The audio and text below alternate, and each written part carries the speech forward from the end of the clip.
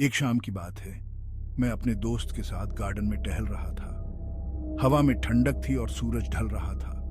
लंबी लंबी परछाइयां बन रही थीं। अचानक न जाने कहां से मेरी नजर एक लड़की पर पड़ी। वो अकेली खड़ी थी, मानो रास्ता भटक गई हो। हमारी दिलचस्पी बढ़ी और हम उसके पास जाने लगे। जैसे ही हम करीब पहुंचे, वो मुड़ी और चलने लगी। उसमें कुछ अजीब सा था, कुछ ऐसा जो हमें उसके पीछे जाने के लिए मजबूर कर रहा था। तो हम भी चल पड़े। गार्डन के घुमावदार रास्तों से हम उसका पीछा करते रहे। हर कदम के साथ हमारी उत्सुकता बढ़ती जा रही थी। लेकिन फिर जैसे ही वो आई थी, वैसे ही गायब हो गई। एक पल वो हमारे सामने थी और अगले ही पल जैसे हवा में मिल गई। हमने उसे ढूंढा, पुकारा, लेकिन कोई निशान नहीं मिला।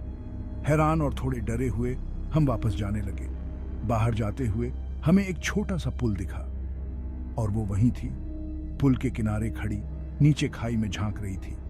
मेरा दिल जोर से धड़कने लगा।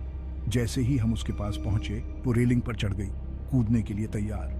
हम चिल्लाए, उसे रोकने की कोशिश की, लेकिन बहुत देर हो चुकी थी।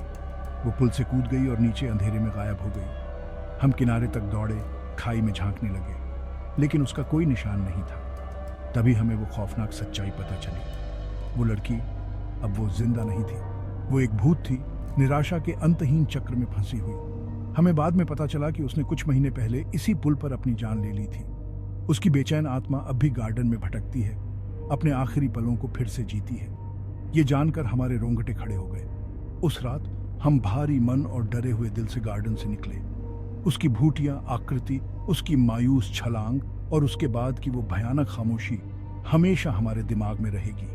तो अगली बार जब आप शाम के वक्त किसी सुनसान गार्डन में हो, तो ध्यान रखना, पता नहीं किससे या किस चीज से आपकी मुलाकात हो जाए। ये रोंगटे खड़े कर देने वाली कहानी सुनने के लिए शुक्रिया।